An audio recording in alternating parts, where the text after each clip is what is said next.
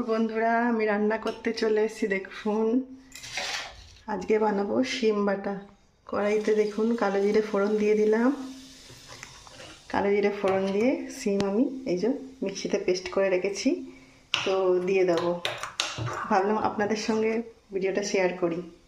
তো দেখুন কালো জিরে হয়ে গেছে, এবার আমি শিমটা এইভাবে দিয়ে দেবো। সব দেখুন দিয়ে দিচ্ছি।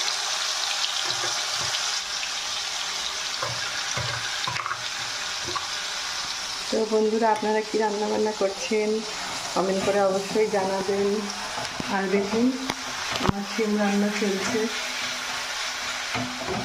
তো শিম বাটা খেতে দারুণ লাগে গরম ভাতের সাথে, একবার অবশ্যই বানিয়ে খাবেন। আর আমার রান্না চলছে।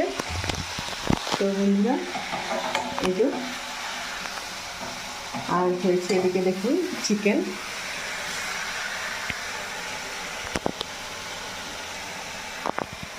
তো আজকে শিম বাটা আর চিকেনের ঝোল দিয়ে খাওয়া হবে। টাটা, বাই বাই, ভালো থাকবেন, সুস্থ থাকুন, আর একে অপরের পাশে থাকবেন। টাটা।